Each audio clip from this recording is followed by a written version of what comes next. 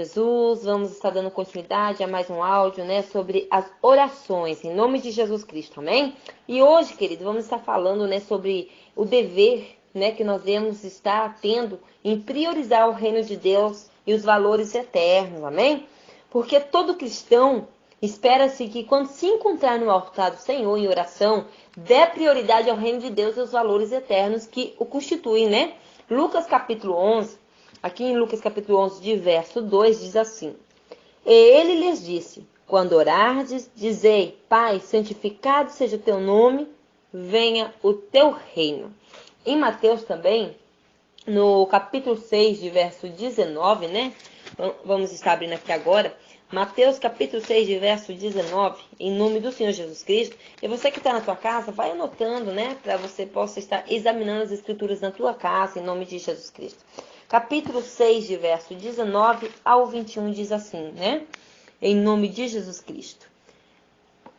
Não ajunteis tesouros na terra, onde a traça e a ferrugem tudo consomem, e onde os ladrões minam e roubam. Mas ajuntai tesouros no céu, onde nem a traça nem a ferrugem consomem, e onde os ladrões não minam nem roubam, né? Porque onde estiver o vosso tesouro, aí estará também o vosso coração. Primeiro, porque isso deve fazer parte do caráter cristão, né? Segundo, porque com esta atitude, aquelas coisas essenciais que foram pronunciadas por Jesus Cristo serão acrescentadas, né, à sua vida, aqui como está aqui em Mateus 6, né, de verso aqui em nome de Jesus Cristo 33, que diz assim: Mas buscai primeiro o reino de Deus, sua justiça, e todas essas coisas nos serão acrescentadas, né? Por isso devemos dar reverência, né, à palavra de Deus, devemos dar prioridade ao reino de Deus. Buscar primeiramente o reino de Deus e a obediência à palavra do Senhor, né? Não podemos nós chegar na presença de Deus em oração sem reverência, sem fé, sem santo temor, né? O lugar da oração. Mas qual que será? É uma necessidade do crente ter um lugar próprio também, né? E adequado para fazer as suas orações devocionais diariamente, né? Aqui está em Mateus 6, né?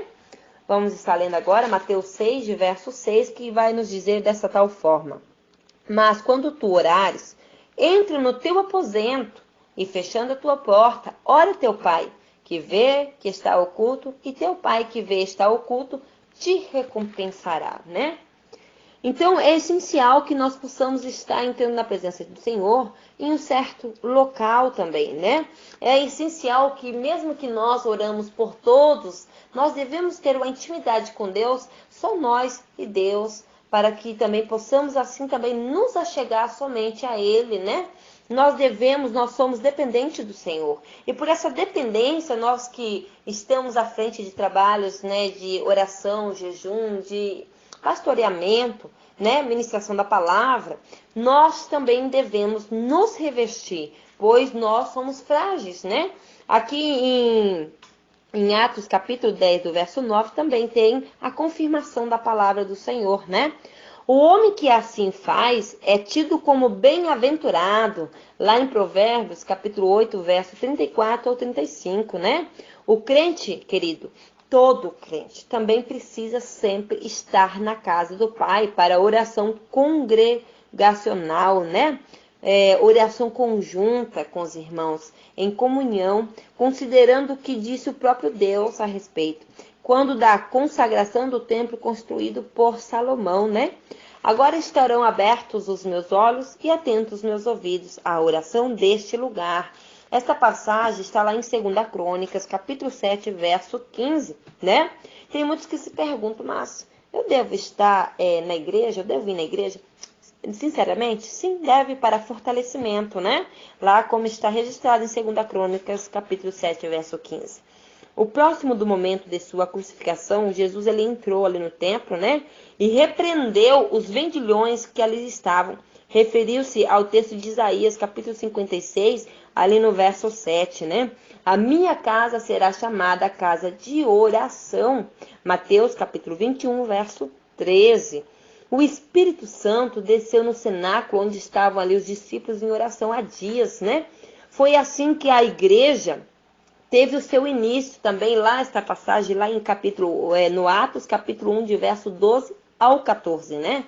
Os crentes do primeiro século, eles oravam juntos regularmente no templo.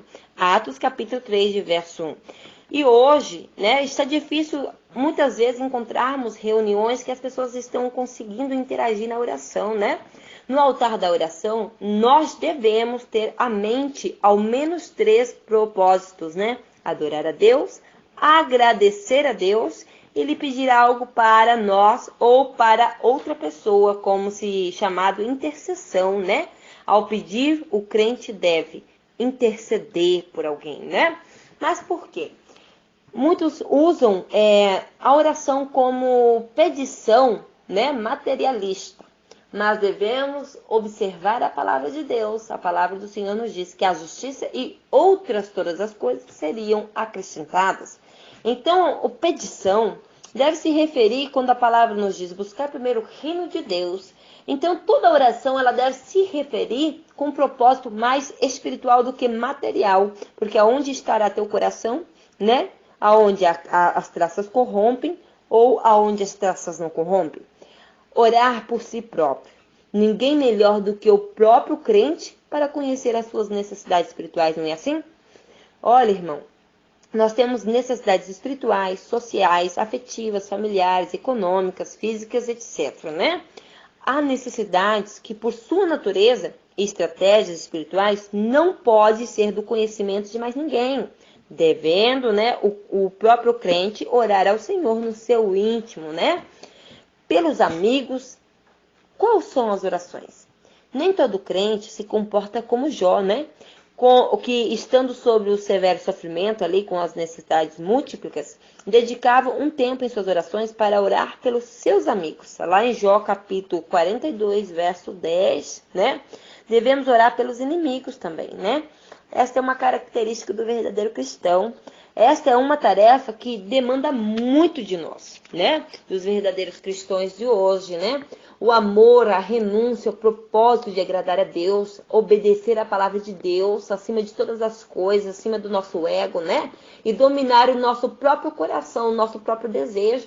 Porque quando você faz tudo aquilo que o Espírito Santo nos ordena, né? Que está direcionado na palavra do Senhor, automaticamente nós estamos, né, tendo domínio sobre nós mesmos, cada dia que se passa. Lá em Mateus capítulo 5, no verso aqui, ó, Mateus capítulo 5, no verso 44, diz assim: eu, porém, vos digo, amai os vossos inimigos, né?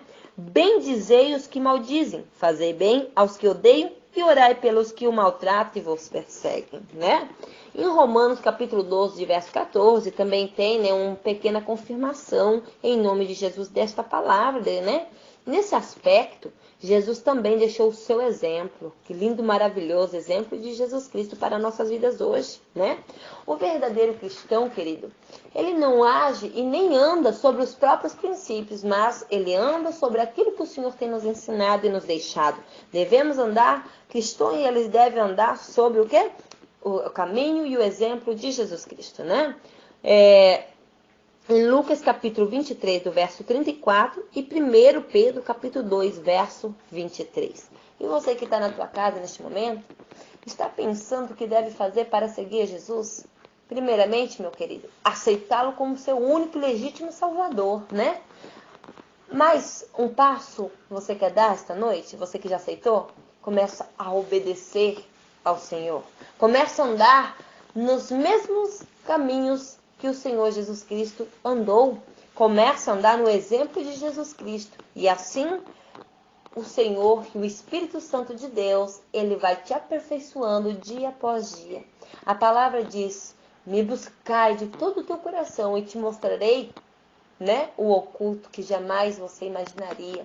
Em nome de Jesus Cristo, é que eu te peço e eu chamo você esta noite para estar compartilhando conosco a presença de Deus. Você estiver na tua casa, dobra o teu joelho, fala com Deus, fala com Jesus, né? Fala: Pai, estou aqui na tua presença, disponível a ti, em nome do Senhor Jesus Cristo. Faz em mim o teu querer, somente o teu querer. Amém? E ficam na paz do Senhor Jesus Cristo.